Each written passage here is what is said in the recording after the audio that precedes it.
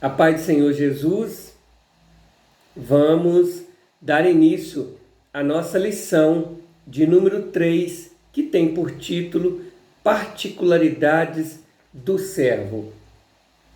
Oremos ao Senhor. Deus nosso Pai, clamamos e pedimos por Tua misericórdia e bondade, que o Senhor nos instrua, nos ensine, nos dê uma aula abençoada, enriquecedora, que possamos, meu Deus e meu Pai, ser ricamente edificados. Peço que o Teu Espírito Santo possa nos instruir, nos ensinar em todo tempo, nos ajudar, nos fazer lembrar todas as coisas e que possamos mais uma vez ser canal de bênção para a Tua Igreja. Hoje nós estamos, lembrando que nós estamos estudando o Evangelho de Marcos, que vai nos apresentar aí o servo, Jesus como este servo, e a missão do servo no serviço da obra de Deus. Nós estivemos estudando a lição de número 1, que nos apresentou aí sobre Marcos, o escritor do Evangelho. Na lição de número 2, ele trouxe para nós um pouquinho acerca da divisão deste livro, nos apresentou Jesus como este servo, ele como servo exemplar, e ele como servo exemplar em ação. Isso nós estivemos estudando na lição de número 2. Agora na lição de número 3 vamos falar das particularidades do servo. O textuário da nossa lição está em Marcos capítulo 8, versículo 2. Disse Jesus: tenho compaixão da multidão, porque já há 3 dias estão comigo e não têm o que comer. O nosso texto de referência, ele está em Marcos capítulo 8, do versículo 1 até o versículo 3 e o versículo 6, que diz assim: naqueles dias, havendo muito grande multidão e não tendo que comer, Jesus chamou a si os seus discípulos e disse-lhes: tenho compaixão da multidão, já há 3 dias estão comigo e não tenho o que comer. Se os deixar ir em jejum para as suas casas, desfalecerão no caminho, porque alguns deles vieram de longe. Versículo 6. E ordenou à multidão que se assentasse no chão. Partiu-os, deu-os, tomando os 7 pães e tendo dado graças, partiu-os, deu-os aos seus discípulos, para que os pusessem diante deles, e puseram-nos diante da multidão. A lição de hoje ela tem 3 objetivos. Primeiro, ela vai falar acerca da identidade de Jesus. Segundo, mostrar que a autoridade de Jesus está acima de tudo. Isso no tópico 2. E em terceiro, no tópico 3, vai destacar a compaixão de Cristo. Bom, introdução. Veremos na presente lição que o conhecimento acerca de Jesus Cristo durante seu ministério terreno se deu progressivamente. Vamos enfatizar 2 aspectos da identidade do servo sofredor que se destacam no Evangelho de Marcos: autoridade e compaixão. Bom, chegando no tópico, na lição de número 3, nós vamos ver aqui algumas particularidades desse servo, Jesus Cristo.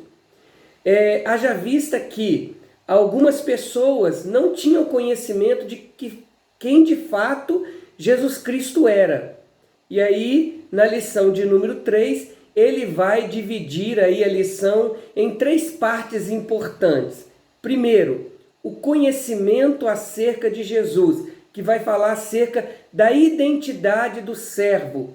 Nós vamos ver, por algumas ocasiões, os discípulos ou algumas pessoas indagando: quem é este que até o vento e o mar ele fala e lhe obedecem? Em outra ocasião, Jesus estava perguntando para eles: que dizem os homens ser o Filho do Homem? E nós vamos aprender também, isso fazendo um raio-x da nossa lição de hoje, que no tópico 1, ele vai falar, além desse conhecimento acerca da identidade de Jesus, ele vai nos falar também desse conhecimento progressivo, desse conhecimento que ele vai crescendo à medida que o tempo vai passando e que Jesus também vai se revelando aos homens. No tópico 2, é a segunda parte dessa lição de hoje, ele vai falar um pouquinho acerca da autoridade de Jesus. A autoridade de Jesus sobre os demônios, a autoridade de Jesus sobre os fenômenos da natureza.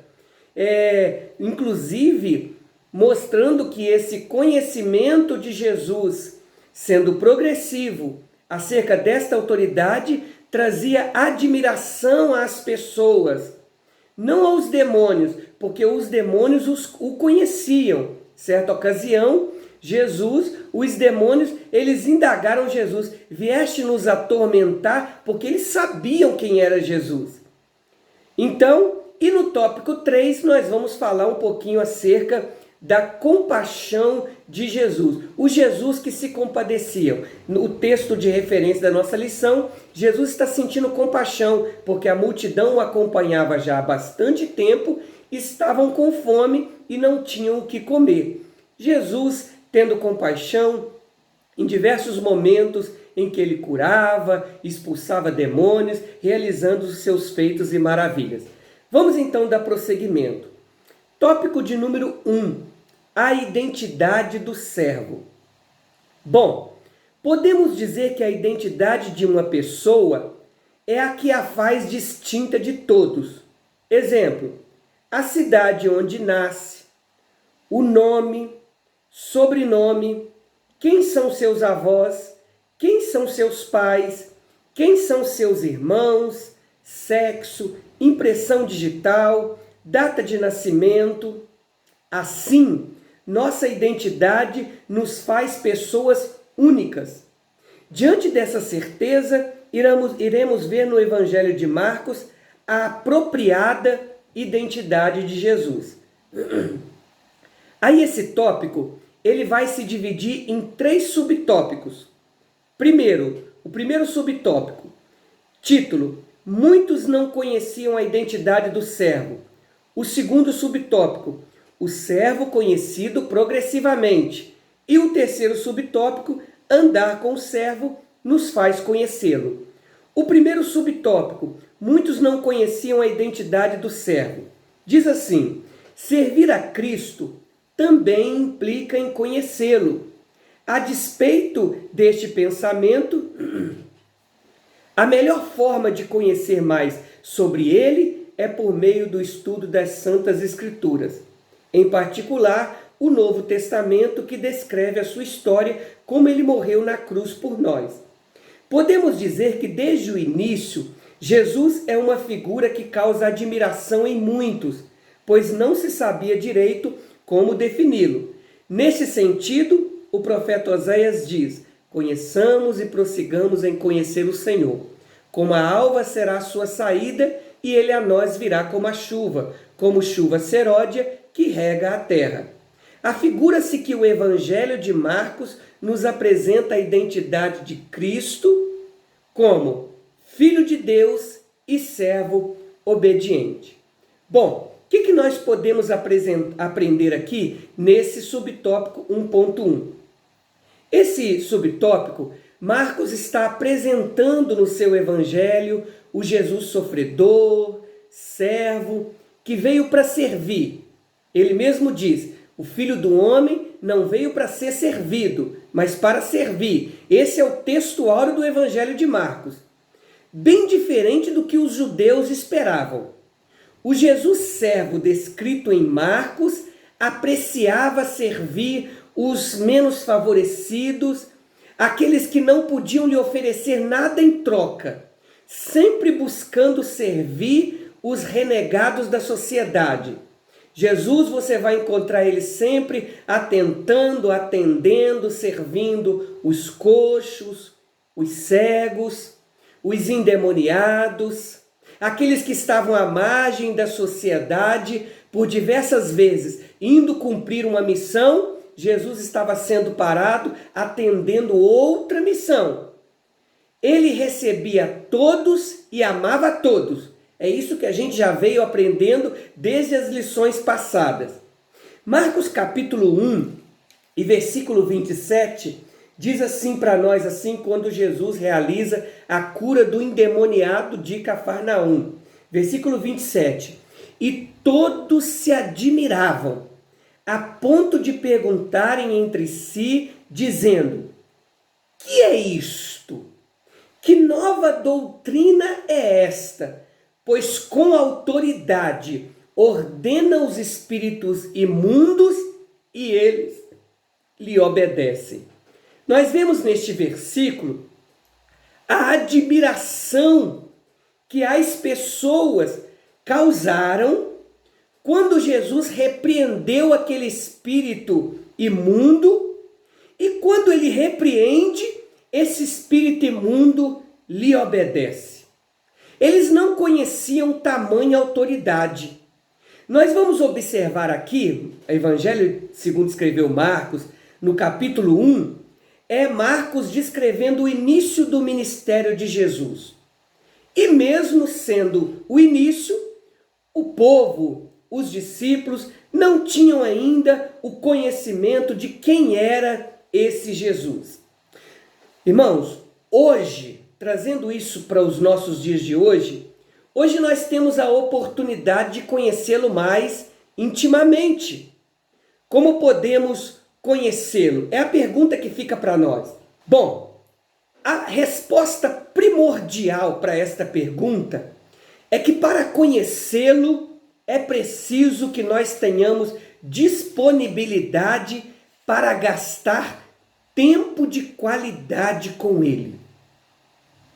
Esse conhecimento, ele leva tempo. É uma construção diária. Bom, e aí nós precisamos atentar para alguns pontos de importância desse conhecimento. O primeiro que eu quero ressaltar aqui é a oração.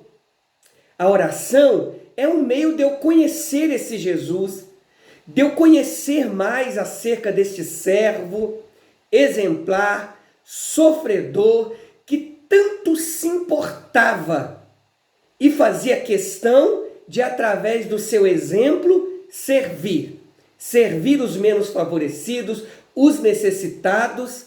A oração é o meio pelo qual eu falo com Deus. Através da oração, eu me achego mais perto dele. Tem muitas pessoas, irmãos, que oram no momento do culto, nas reuniões da igreja. Imagina, por exemplo, uma pessoa que usa o hábito de orar apenas na igreja e só tem a oportunidade de estar no culto do domingo. Você imagina que ele só fala com Deus, ele só busca essa intimidade, ele só busca esse conhecimento uma vez na semana. Isto é um perigo muito grande. Eu estou me recordando aqui, a minha mãe nos ensinou o caminho do Senhor, temor do Senhor, eu e meus irmãos. E lá na nossa casa nós tínhamos culto familiar, nós éramos ensinados a orar, tínhamos o hábito de ajoelhar em volta da cama para poder, a família, para nós não somente orarmos, mas fazermos leitura bíblica. Então nós fomos ensinados assim. E quando nós às vezes nos descuidávamos, orávamos pouco ou deixávamos de orar, minha mãe dizia assim: olha, como que você diz que vai morar com alguém que você não tem vontade de falar com ele? Orar é você falar com Deus. E quando eu oro, eu estou estreitando esse relacionamento meu com ele. É uma forma de conhecer Deus.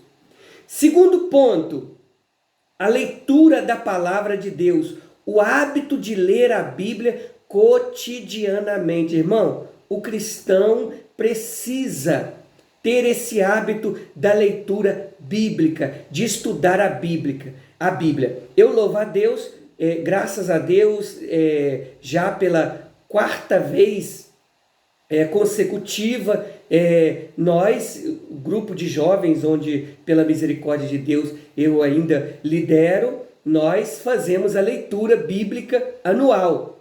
Nós estamos lendo. Estamos já quase encerrando o primeiro livro da Bíblia, já nesse início de ano. no livro de Gênesis, estamos quase encerrando, e aí todo dia 3 capítulos, quando são pequenos 4, nós vamos lendo e aí nós vamos buscando esse conhecimento acerca de Deus. Quando se fala de se procurar conhecer Jesus pelo hábito da leitura bíblica, a recomendação é se iniciar através dos evangelhos, Mateus, Marcos, Lucas, João, para que você possa obter esse conhecimento.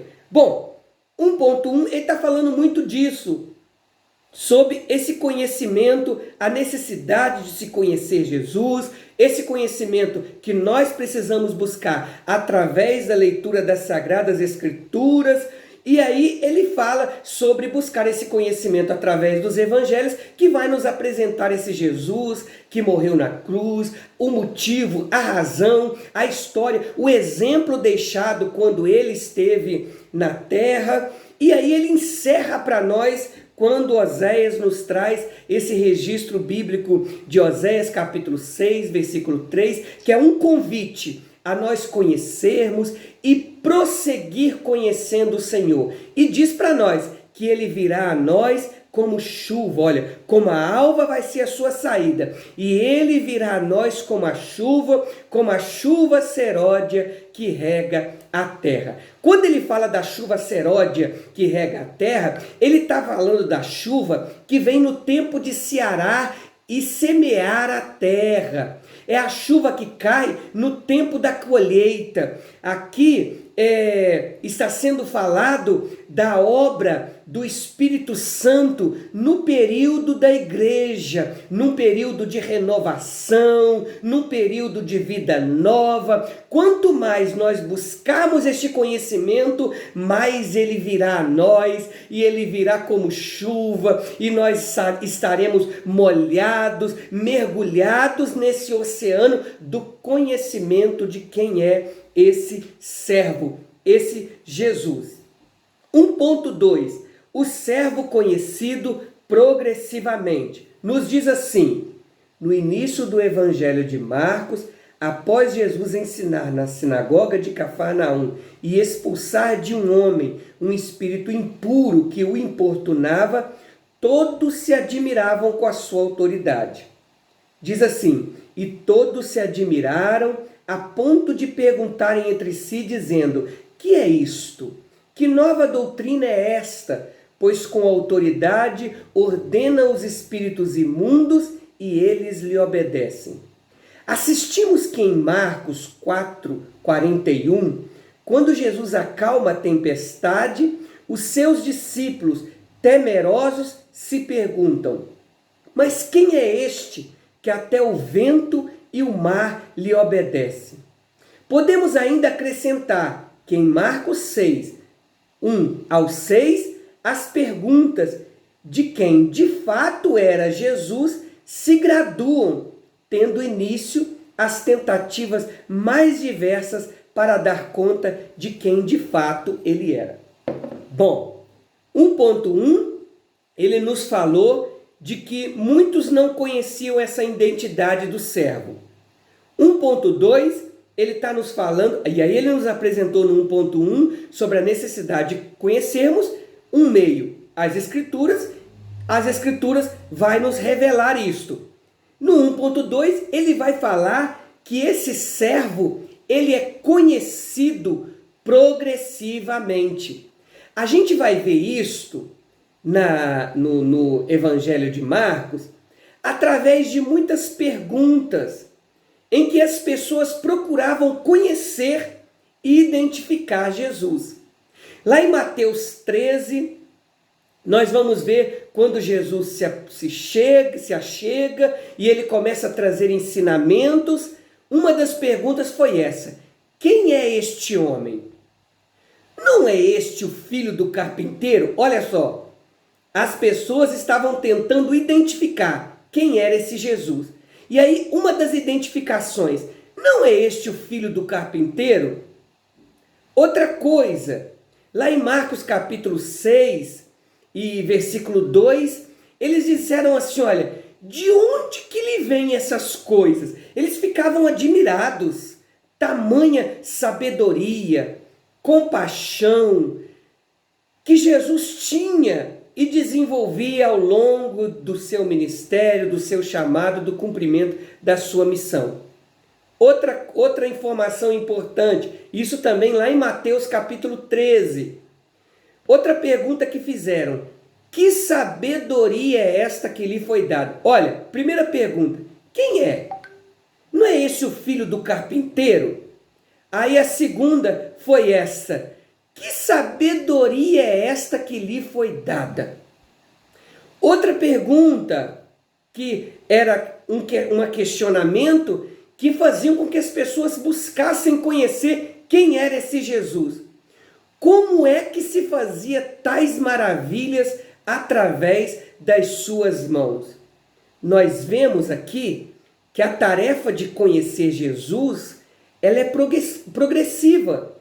E as pessoas procuravam conhecer esse Jesus. Por quê? Nem mesmo os seus discípulos o conheciam de forma completa.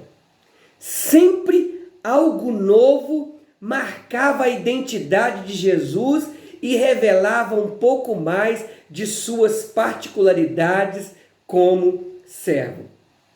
Nós vamos observar que quanto mais os feitos de Jesus iam acontecendo, mais ainda a sua fama se alastrava no meio do povo e entre os poderosos, e as pessoas iam tomando conhecimento de quem era esse Jesus. Eu estou me lembrando aqui o fato de um servo, De um servo lá na crucificação de Jesus, quando ele vê todos os acontecimentos se dando naquele momento ali da crucificação de Jesus, ele diz assim: olha, verdadeiramente este era o Filho de Deus.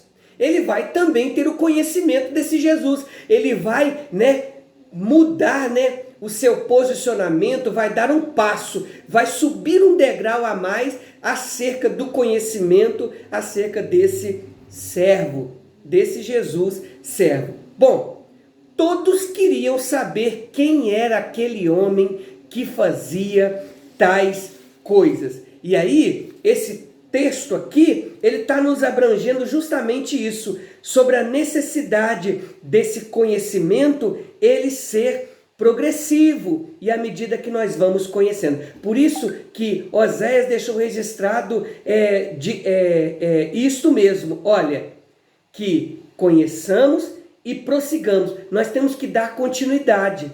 Precisamos continuar conhecendo, precisamos continuar mergulhando. E à medida que nós vamos conhecendo, nós vamos vendo o quanto ele é maravilhoso, Isaías deixou registrado: maravilhoso, Deus forte, conselheiro, Pai da eternidade e príncipe da paz. Esse é o nosso Jesus, o que Marcos vai nos apresentar como servo, sofredor, sempre pronto a servir. 1.2. Andar com o servo nos faz conhecê-lo. Não há nada mais prazeroso do que ser conhecido por Jesus e conhecê-lo. Neste sentido, temos a certeza de que para conhecer Jesus de verdade, precisamos nos relacionar com ele. Marcos nos mostra em seu evangelho que a última vez que a pergunta sobre a identidade de Jesus aparece no livro é feita pelo próprio Jesus e é dirigida aos seus discípulos, quando ele diz: quem dizem os homens que eu sou? Eles responderam: João Batista, outros Elias, mas outros um dos profetas. E ele lhes disse: mas vós, quem dizeis que eu sou? E respondendo, Pedro lhe disse: tu és o Cristo. Pedro agora, depois de andar com Jesus e ter intimidade com ele, expressa sua firme convicção de que ele é o Cristo, o Filho do Deus vivo. O que nós aprendemos nesse subtópico 1.3 aqui, irmãos? Quem anda com Deus na sua intimidade, Deus se revela e faz conhecê-lo cada vez mais. Olha, nós sabemos que para conhecer alguém é preciso conviver com ele, andar com ele. À medida que você vai andando, a convivência vai nos fazendo conhecer aquela pessoa, o amigo, o colega, o companheiro de trabalho, no trabalho, o colega de escola, alguém na igreja, algum irmão, é uma pessoa nova, você vai andando, você vai conhecendo, você vai convivendo, esse conhecimento ele vai crescendo. Assim é conosco também na vida cristã. Nós precisamos nos relacionar com o Senhor. Como? Estudar a sua palavra, onde temos ali a revelação de quem realmente ele é. Eu tenho aqui, por exemplo, 2 exemplos. Jó. Jó viveu um momento extraordinário de provação. Depois da provação, Jó vai dizer assim, olha, antes eu te conhecia de ouvir falar. Agora não, agora os meus olhos te veem. Olha, um outro tipo de conhecimento. Agora, nós vemos que Pedro, à medida que foi passando os processos de sua vida, andando com Jesus, aprendendo com Jesus, olha, este Pedro aqui agora, quando ele é indagado, o comentarista nos trouxe aqui de Jesus perguntando aos discípulos, que diziam os homens? Olha o conhecimento que eles tinham. Eles disseram assim, olha, alguns acham que tu és João Batista, aquele que veio, pregava a respeito do arrependimento, denunciava o pecado, lá na beira do Jordão, ele dizia assim, olha, raça de víboras. Ele não teve medo de denunciar o pecado de Herodes. João Batista. Outros diziam Elias, aquele que veio fazendo maravilhas, prodígios, milagres, realizando grandes feitos também, um grande profeta no seu tempo. Estavam comparando Jesus com Elias. Outros estavam dizendo que Jesus era um Jeremias, por exemplo. Outros diziam que era um profeta, alguém que estava marcando o seu tempo e a sua geração. Jesus se volta para eles. E vós, quem dizeis que eu sou? Essa é a pergunta que eu quero encerrar aqui nesse tópico de número 1, que está falando acerca da identidade do servo. Quem é Jesus para você? Quem é Jesus para você se você tivesse que responder essa pergunta? Olha, evangelista, Jesus para mim é aquele que me salvou, me tirou do lamaçal do pecado, tirou de mim aquela sentença condenatória, porque ele a levou na cruz. Ali na cruz ele assumiu a minha dívida, o meu pecado e me deu liberdade. Quem é Jesus para você? Responde aí, faz uma retrospectiva, tenta trazer na sua memória a resposta, você mesmo respondendo. Quem é Jesus para mim? Aí aqui ele encerra na revista do professor dizendo, olha, todo ser humano precisa de uma experiência com o Senhor Jesus para poder desfrutar das suas bênçãos e conhecer a sua presença.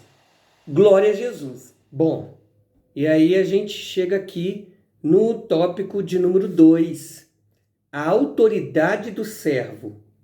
A partir do que se pode ler no Evangelho de Marcos, Jesus, por onde caminhou, realizou muitos prodígios e seu ensino era admirado por todos que o seguiam e o ouviam, porque possuía autoridade. Tópico 2, ele vai dividir em 3 subtópicos. No primeiro, ele vai falar da autoridade da mensagem do servo. No segundo, a autoridade do servo atestada por sua palavra. E no terceiro, a autoridade do servo confirmada perante o mundo espiritual. A autoridade da mensagem do servo. Diz assim, olha, podemos afirmar que a fonte da autoridade de Jesus vinha do céu. Nos escritos deixados pelos evangelistas Mateus, lemos as seguintes palavras de Jesus: é-me dado todo o poder no céu e na terra. Ao longo do Evangelho de Marcos, podemos visualizar que a palavra de Jesus diferia de tudo que o povo estava acostumado a ouvir. E repreendeu Jesus, dizendo: cala-te e sai dele. Então o espírito imundo, convulsionando e clamando com grande voz, saiu dele, lá em Marcos 1, 25 e 26. Ao notarmos os demônios saindo sem hesitar, podemos constatar que sua mensagem apresentava a autoridade dos céus. Bom, já que nós estamos falando dessa autoridade da mensagem do servo, eu quero fazer menção lá em Lucas, no capítulo 4, logo assim que Jesus ele sai da tentação no deserto, é tentado no deserto, ele foi levado pelo Espírito, nós vimos isso na lição anterior. A Bíblia diz assim que Jesus ele volta novamente para Galileia. Mas chega na Galileia, Jesus parte novamente para Nazaré. E quando ele chega em Nazaré, onde fora criado, era um dia de sábado, e segundo o costume da época, Jesus entra na sinagoga e ele pega um texto para ler. Quando ele pega um texto para ler, foi dado para ele o livro do profeta Isaías. Jesus abre o livro e acha o lugar em que estava escrito. Isaías já tinha profetizado isto. O Espírito do Senhor é sobre mim. Ele me ungiu para evangelizar os pobres. Enviou-me a curar os quebrantados do coração, a pregoar liberdade aos cativos, dar vista aos cegos, pôr em liberdade os oprimidos e anunciar o ano aceitável do Senhor. Versículo 20 diz assim, olha, cerrando o livro, e tornou a dá-lo ao ministro, assentou-se, e os olhos de todos na sinagoga estavam fitos nele. É o Jesus que tem autoridade sobre a sua mensagem. E começou a dizer para eles assim, olha, hoje se cumpriu esta escritura em vossos corações. E todos lhe davam testemunho e se maravilhavam das palavras de graça que saíam da sua boca e diziam, não é este o filho de José? Eles ficaram admirados porque aquelas palavras eram palavras diferentes, tinha autoridade, promovia entendimento, coerência com os ensinamentos dos profetas, porque Jesus fazia menção de uma mensagem profética, profetizada pelo profeta Isaías. Falava claramente sobre os pecados e sobre os pecadores. Além disso, a sua autoridade da palavra ia de confronto com os ensinamentos dos hipócritas, doutores da lei, que adulteravam a palavra de Deus em benefício próprio e não falavam a verdade do amor de Deus. Agora, eu acho interessante quando o comentarista ele nos afirma no início desse subtópico dizendo: podemos afirmar que a fonte da autoridade de Jesus ela vinha do céu. Ou seja, Jesus ele reconhecia isso. Irmão, todas as atitudes de Jesus elas são exemplares para nós, como cristãos. Afinal de contas, Jesus ele é esse espelho que nós precisamos olhar para refletirmos o caráter de Cristo na nossa vida cristã cotidiana. Então, Jesus, ele também conhecia a fonte, a origem da autoridade que estava sobre ele. Essa fonte vinha do céu.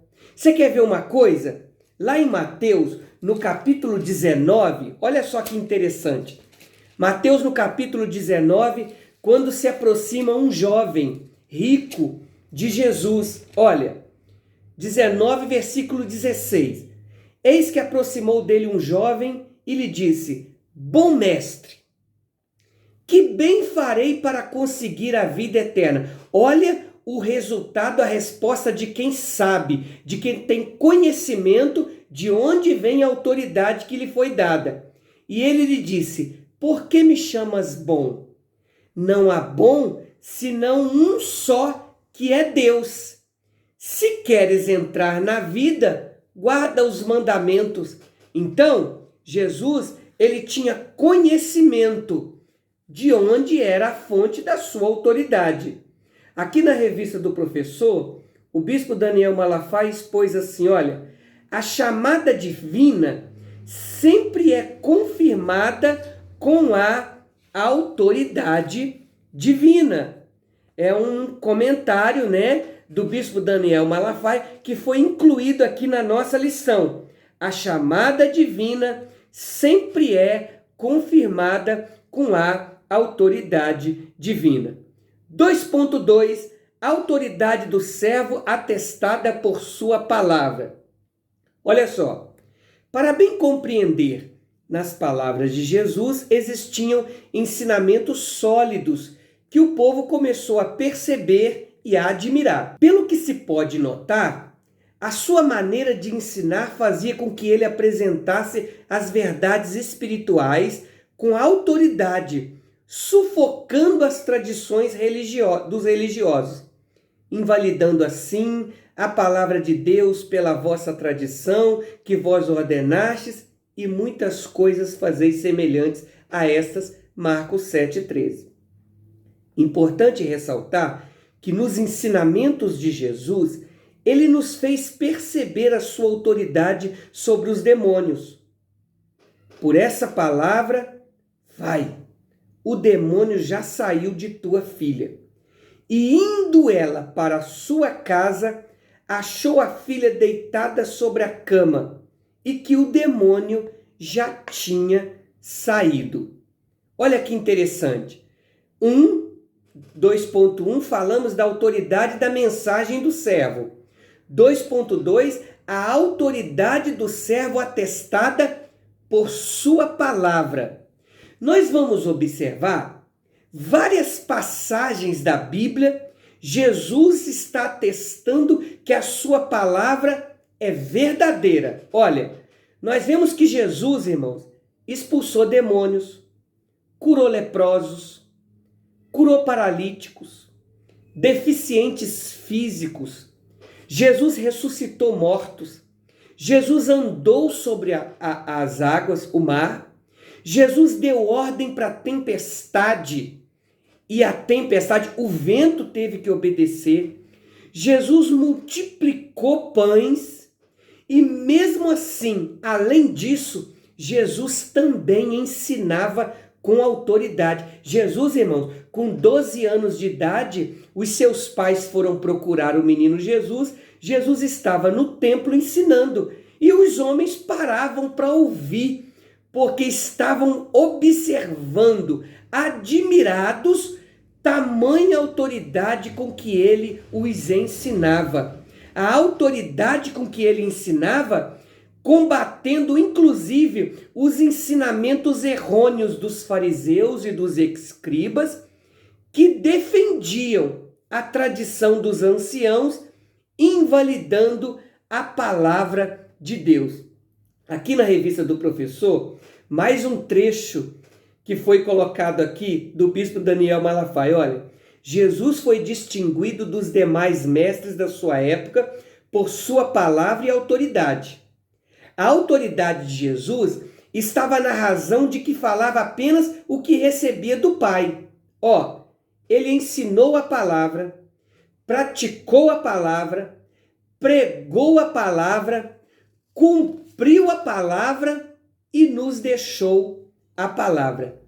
Por isso, nós também devemos estudar a palavra, obedecer e viver a palavra e pregar a palavra. Porque, irmão, são 3 pontos importantíssimos. Eu só vou conseguir ensinar aquilo que eu estudei. Eu vou estudar e vou ensinar, mas eu também vou ganhar a credibilidade naquilo que eu ensino se eu também vivo. Então, eu preciso aprender e antes de ensinar, eu preciso viver, tá? em forma de obediência para também ensinar. Ok? 2.3. A autoridade do servo foi confirmada perante o mundo espiritual. Acompanhando o itinerário traçado no Evangelho de Marcos, vemos que Jesus é demonstração apropriada do Pai. A ele foi oferecido o poder e autoridade sobre tudo e sobre todos, ficando evidenciado em todo o Novo Testamento que até mesmo sobre os demônios. Olha o que diz a palavra de Deus. E todos aqueles demônios lhe rogaram, dizendo: manda-nos para aqueles porcos, para que entremos neles. Jesus logo lhes permitiu. E saindo aqueles espíritos imundos, entraram nos porcos. E a manada se precipitou por um despenhadeiro no mar. Era quase 2000 e afogou-se no mar. Olha, o mundo espiritual reconheceu a autoridade dada ao Filho de Deus. A autoridade de Jesus aqui no subtópico 2.3, ela é conferida no fato de que residia em Jesus uma vida cheia do Espírito Santo. Por isso que eu li quando vai acontecer o cumprimento de uma palavra profética dada pelo profeta Isaías, Jesus entrando na sinagoga, e aí é dado para ele o rolo do livro, e o rolo do livro era Isaías, quando ele disse: o Espírito do Senhor Jeová está sobre mim, pelo que me ungiu. A missão dada para nós também vai ter o seu cumprimento com sucesso, com êxito, debaixo da autoridade conferida, delegada de Deus, de Jesus para nós, também numa vida cheia do Espírito Santo. O que nós podemos aprender aqui? Olha, a Bíblia nos mostra que o diabo é um ser pessoal, dotado de personalidade. Jesus e os seus discípulos tiveram que enfrentá-lo muitas vezes. Depois da tentação no deserto, por exemplo, Jesus teve lá os seus embates, por exemplo, com o diabo.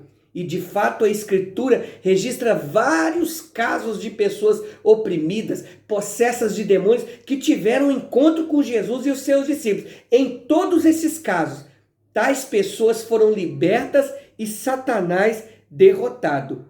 Nós aprendemos aqui que a nossa autoridade sobre os demônios está na proporção em que formos cheios do Espírito Santo. Por isso que Efésios 5,18, o apóstolo Paulo vai dizer: não vos embriagueis com vinho onde há contenda, mas enchei-vos do Espírito Santo.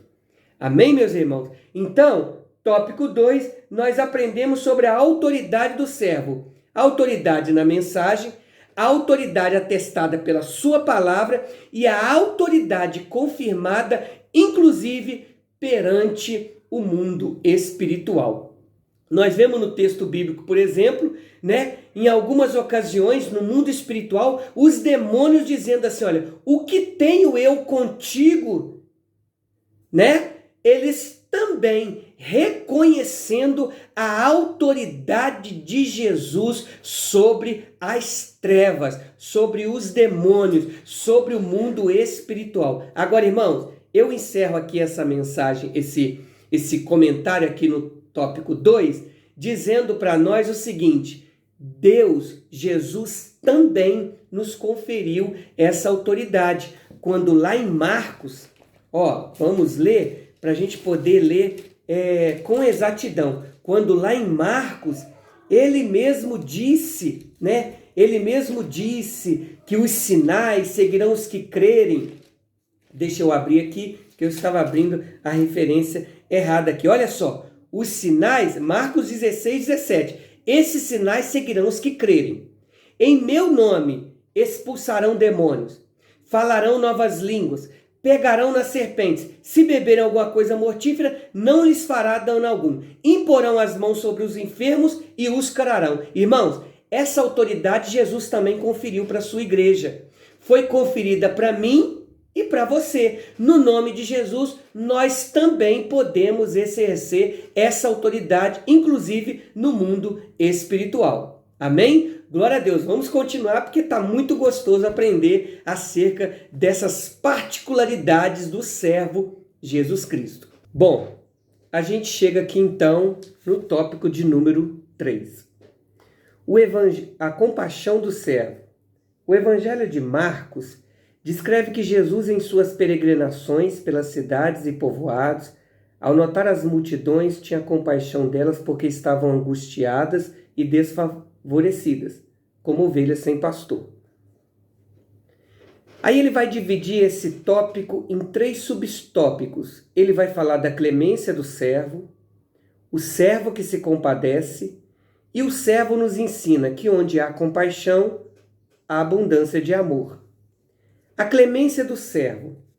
O Evangelho de Marcos, assim como os demais, nos apresenta que a morte, assim como as enfermidades físicas, emocionais, espirituais, são decorrentes da queda.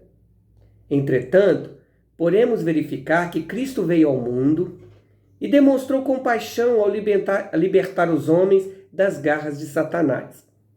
Naqueles dias, havendo uma grande multidão, não tendo o que comer, Jesus chamou a si os seus discípulos e disse-lhes: tenho compaixão da multidão, porque já há 3 dias estão comigo e não tenho o que comer.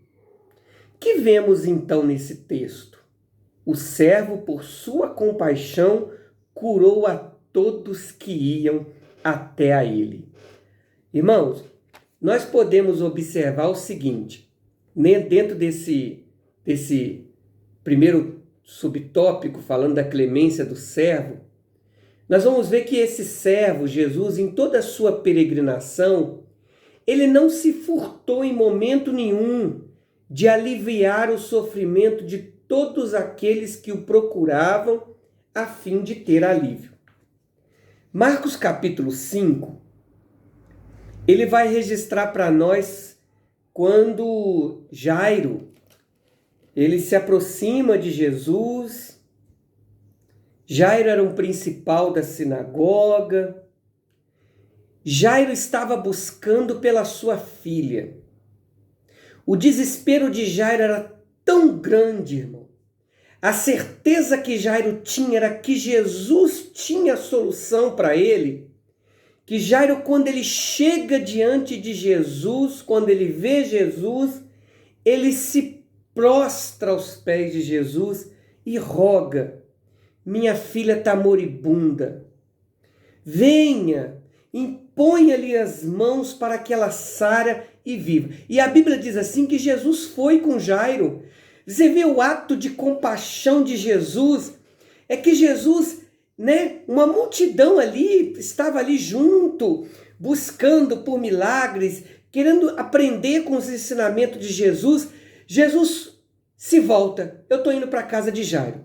Alguém talvez tenha perguntado: para onde que Jesus está indo? Parece que ele está acompanhando esse principal da sinagoga. Olha o que é o Jesus que se compadece.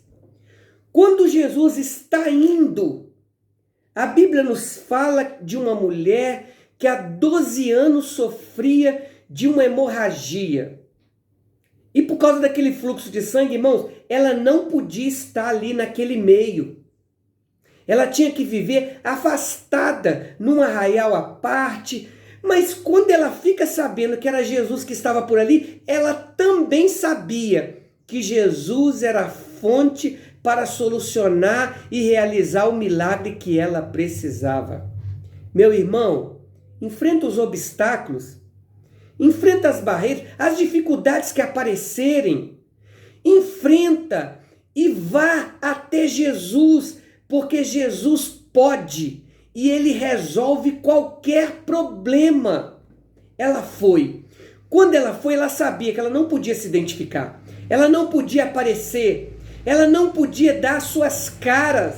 E eu acredito que ela, toda coberta, ela se aproxima e a Bíblia diz assim, que ela veio por detrás entre a multidão. E ela toca na vestimenta de Jesus. Oh, meu irmão, quantas pessoas hoje são impedidas de receber o seu milagre porque estão olhando para os seus obstáculos. Se eu for, alguém vai me ver. O que vão falar de mim? O que vão dizer de mim? Ela chegou por detrás, calada, quieta. Ela sabia que a sua condição poderia ser resolvida por Jesus. Ela chega por detrás e ela toca. E parece que eu vejo ela se afastando, tentando se esconder, mas Jesus se volta. E ele diz assim, olha, o versículo 30 diz assim, do capítulo 5, conhecendo que a virtude de mim saíra, ele se voltou para a multidão e perguntou, quem foi que me tocou? Alguém diz assim, mestre, a multidão te aperta, o senhor pergunta quem foi que te tocou? Estavam dizendo assim, é óbvio que alguém estava te tocando. E ele diz assim, olha, alguém me tocou diferente. Alguém me tocou diferente porque eu senti que de mim saiu virtude. Então, a mulher que viu tudo o que estava acontecendo, ela já sabia, eu estou livre do meu problema, eu estou livre daquilo que me oprimia, não tem nada mais que me condene.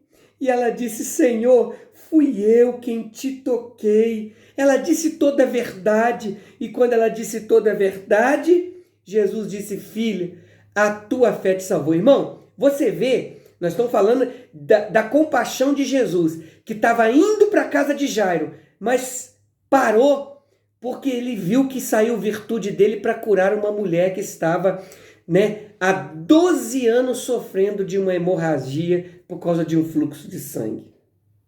Só que esse mesmo Jesus continua tendo compaixão, porque ele para atender a mulher do fluxo de sangue. Os mensageiros chegam para anunciar para Jairo que a menina estava morta. Oi, irmão, Jesus tem compaixão. Esse Jesus que se compadece, ele tem compaixão, ele conhece a tua causa. Ele está se compadecendo do que você está passando, do que você está vivendo também. Sabe o que ele fez? Ele viu que a notícia que chegou para Jairo era uma notícia desanimadora. E quando ele percebeu que a notícia era desanimadora, ele se voltou para Jairo. E ele disse assim para Jairo assim, olha, não temas não, não precisa ter medo não. Crê. É só crer. O resto, ele estava dizendo isso para Jairo. Jairo, o resto quem vai fazer sou eu. Quem vai na tua casa sou eu. Quem vai levantar a menina sou eu. Quem vai ressuscitar ela sou eu. A sua parte é crer. Então, nós observamos com isto aqui um Jesus que ele tem compaixão. Aqui o comentarista ele expôs aqui sobre a compaixão de Jesus com aquela multidão. Irmãos, já tinha 3 dias. Você imagina aquela multidão na intenção de ouvir de Jesus, de receber milagres. Passou 2 noites juntas no meio do campo. A estação do ano poderia até ser agradável, mas quem levou alguma coisa para poder comer já tinha acabado, não tinha mais o que comer, já era o 3º dia e Jesus está preocupado porque ele não queria mandar eles embora em jejum e eles desmaiar no meio do caminho. Pelo seu poder, Jesus realiza um milagre ali e ele alimenta uma multidão com pães e peixes. Meu irmão, esse mesmo Jesus, ele vai se compadecer de você. Amém, meus irmãos? Assim, nós aprendemos aqui também que nós também precisamos ter compaixão para com aqueles que precisam da nossa ajuda. Olha o que diz o Salmo de número 113. Ele exalta o Senhor, assentado num sublime trono, fala do seu poderio. Mas depois disso ele diz assim, olha, ele também se curva, se inclina para atender o necessitado. Este é o servo que nós estamos aprendendo aqui nesta manhã de escola bíblica dominical, que se compadece, que está pronto a atender o pobre e o necessitado. 3.2. O servo que se compadece. A partir da ótica do Evangelho de Marcos, podemos dizer que os males, doenças, morte passaram a existir em decorrência da entrada do pecado no mundo.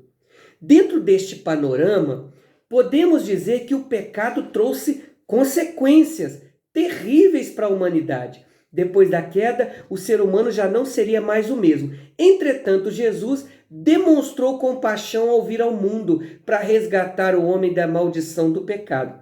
Cristo demonstrou todo o seu amor, se fazendo pecado por nós. Na cruz levou as nossas iniquidades sobre si. Isso nos mostra que o servo se compadece. Eu falei aqui agora do Cristo, do servo, que tem compaixão para com todas as nossas mazelas, todos os nossos problemas, males, situações adversas, enfermidades resultantes, causadas pelo pecado. Agora, ele está falando do Cristo que se compadece de nós pelo seu sacrifício realizado ali na cruz do Calvário. Aí ele diz aqui para nós, ele está nos mostrando, irmão, nós temos a maior demonstração do amor de Deus em João, que é o textuário da Bíblia, João, capítulo 3 e o versículo 16, que diz assim: porque Deus amou o mundo de tal maneira que deu seu Filho unigênito, para que todo aquele que nele crê não pereça, mas tenha vida eterna.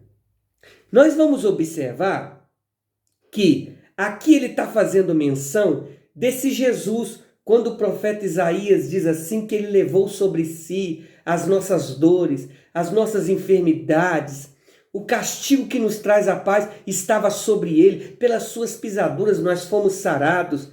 Nós podemos aprender aqui que ele está falando do Jesus, do homem que não tinha nenhum pecado, mas que por se compadecer de nós, levou sobre ele as nossas culpas. Você não precisa ficar carregando culpa, fardo do pecado, declamas nebe anda lá baixai. Você não precisa continuar carregando isso não, Cristo já levou. Ali na cruz do Calvário, ele se fez maldito por nós. Aleluia! Glória a Jesus! Cristo nos redimiu, irmão, da maldição da lei, quando ele se tornou maldição em nosso lugar, porque há um texto na Bíblia que diz assim: maldito todo aquele que for pendurado no madeiro. Mas ali ele estava assumindo a minha dívida, ele estava assumindo o meu pecado, ele estava assumindo o seu pecado, a sua dívida, para que nós fôssemos livres. Em Cristo agora, nós tomamos posse da bênção de Abraão, para que a bênção de Abraão chegasse também aos gentios e nós pudéssemos receber a promessa do Espírito Santo mediante a fé. Por isso, ele se compadeceu, assumiu o nosso lugar, por essa compaixão ao mundo, para resgatar o homem da maldição do pecado. 3.3. O servo nos ensina que onde há compaixão, abunda o amor.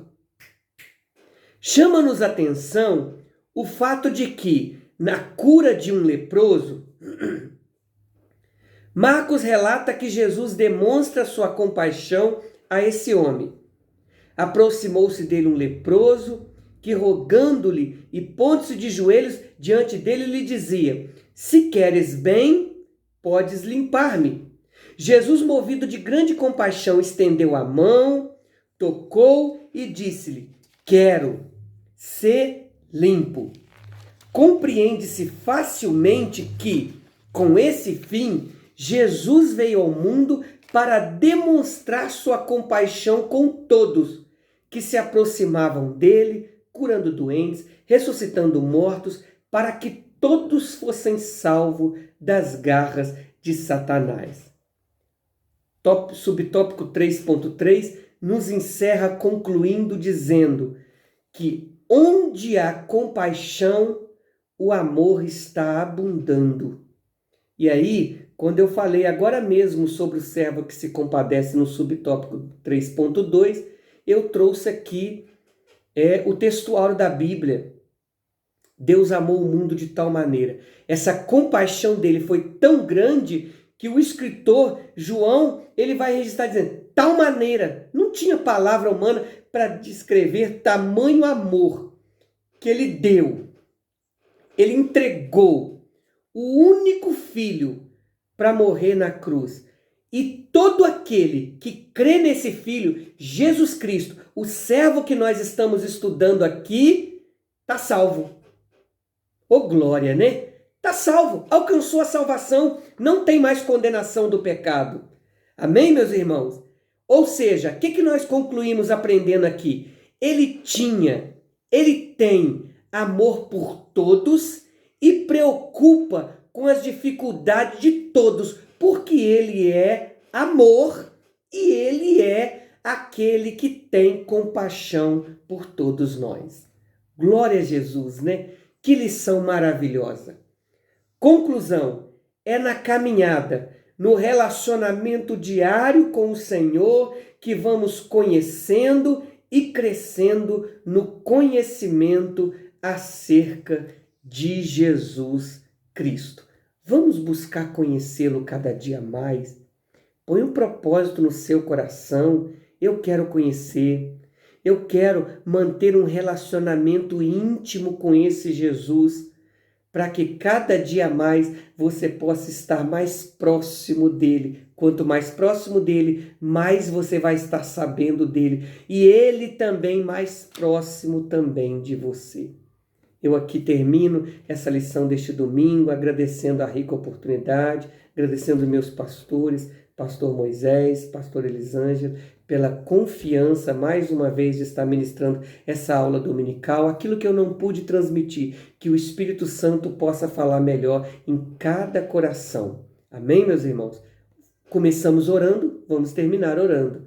Pai, no nome de Jesus, quero agradecer ao Senhor, que o Senhor possa nos conceder a oportunidade, o privilégio de continuar te conhecendo mais, lendo as Escrituras, tendo vida cotidiana de oração, procurando nos aproximar mais de Ti, buscando esse conhecimento e que cada vez mais, Senhor, nós ao ler a Tua palavra possamos buscar o caráter de Cristo nas nossas atitudes, no nosso falar, no nosso cotidiano e que o mundo possa ver Cristo em nós todos os dias.